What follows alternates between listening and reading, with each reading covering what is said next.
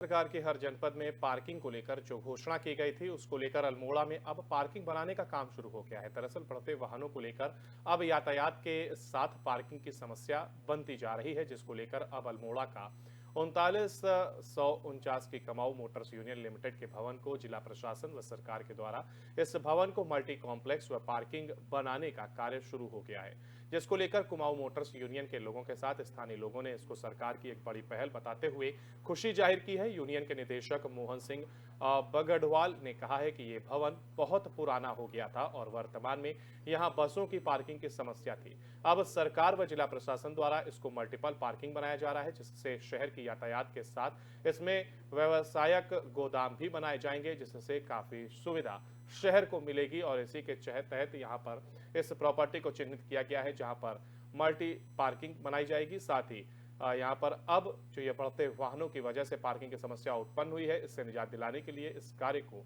किया जा रहा है। अल्मोड़ा की यातायात व्यवस्था को देखते हुए वर्तमान समय में जो पुराना केमियो स्टेशन था उस पर जो मल्टीपल पार्किंग बनाई जा रही है जिला प्रशासन और सरकार की मुहिम के द्वारा, उससे आने वाले समय में यहाँ के जनसामान्य को काफ़ी फायदा मिलेगा। ये हमारा जो ऐतिहासिक पहले पुराना केमियो स्टेशन था, आज मल्टीपर्पज़ पार्किंग के रूप में जाना जाएगा, जो कि शासन द्वारा स्वीकृत हो गया है और निर्माणाधीन काम चल रहा है।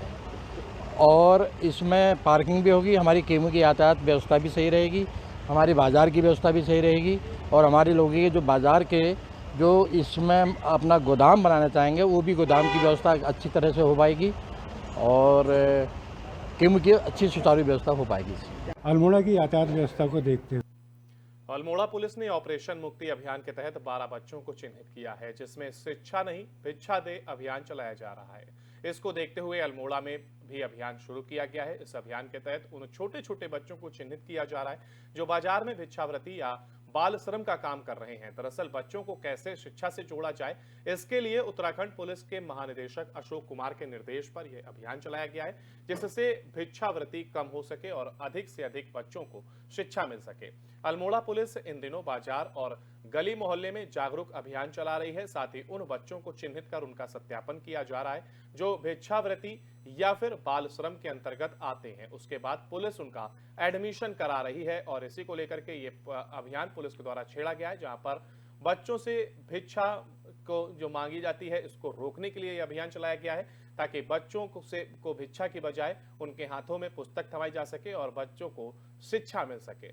इसी के तहत ये कार्य किया जा रहा है। और आपको बता दें कि पुलिस ने 12 बच्चों को चिन्हित किया है, साथ ही साथ वो इस पर फोकस कर रहे हैं कि भिक्षावृत्ति या फिर बाल श्रम के अंतर्गत जो भी ऐसे बच्चों को चिन्हित किया जाएगा जिनको इस कार्य से हटा करके उनके हाथ में पुस्तक थमाई जाएगी, ताकि उन्हें अच्छी शिक्षा मिल सके। पुलिस उनका यानी उन बच्चों का एडमिशन कराएगी। अभी डीजीपी सर द्वारा चलाए गए अभियान ऑपरेशन मुक्ति, जो कि हमारा 2 महीने का ये अभियान चलेगा, इसके अंतर्गत अल्मोड़ा पुलिस ने भी कई ऐसे बच्चे हम लोग चिन्हीकरण करने की कोशिश कर रहे हैं जिनको हम लोग स्कूल्स में भेज सकें और उनकी शिक्षा कहीं से भी प्रभावित ना हो। भिक्षा नहीं शिक्षा इस अभियान का मोटो है और अभी तक अल्मोड़ा पुलिस ने इस अभियान के अंतर्गत 4 बच्चों को चिन्हित कर लिया है जो कि हमारे धारानाला एरिया में रहने वाले हैं। इनको हम अगले महीने ही जैसे ही स्कूल्स के एग्ज़ाम ख़त्म होते हैं हम लोग इनको एडमिशन और जो द्वितीय चरण है इस ऑपरेशन का उसमें हम इनको दाखिला स्कूल में करवाएंगे। इससे पहले हम लोग 6 बच्चे गोपालधारा के स्कूल में और 2 बच्चे पंचधारा के स्कूल में हम लोगों ने इनको भी दाखिला करवाया है। अब ये कुल हमारे पास 12 बच्चे हो जाएंगे इस तरह के जिनको हम ऑपरेशन मुक्ति में स्कूल्स में शिक्षा के लिए आगे बढ़ाएंगे।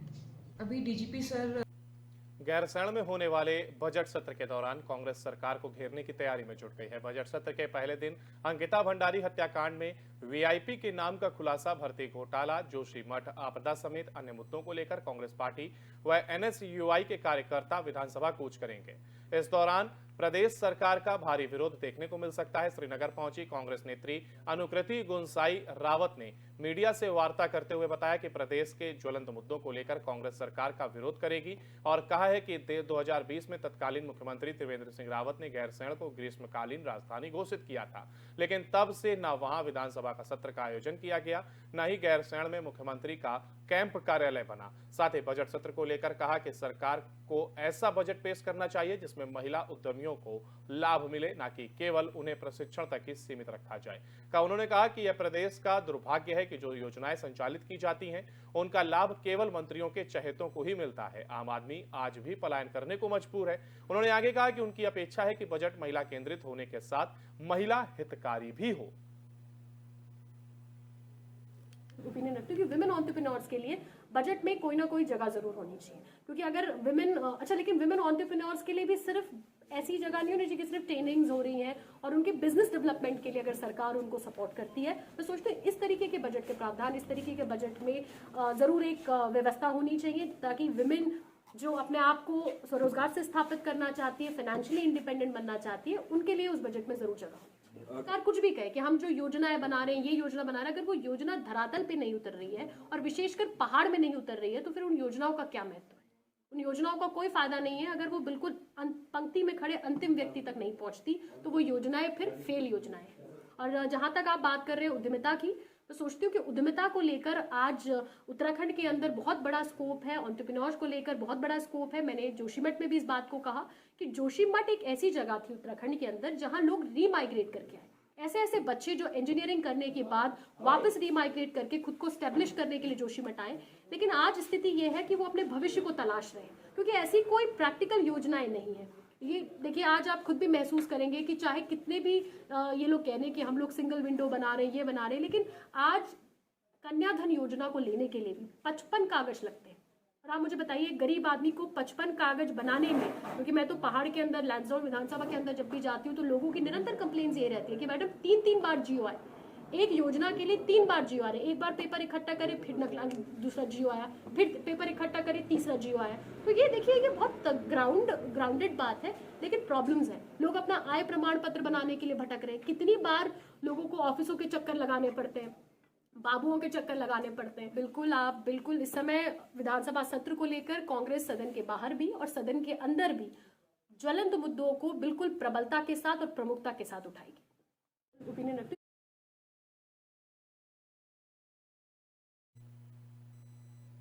और इसी के साथ उत्तराखंड से जुड़ी हुई खबरों में फिलहाल इतना ही। बाकी की तमाम अपडेट के लिए आप लगातार बने रहिए FM न्यूज के साथ। नमस्कार।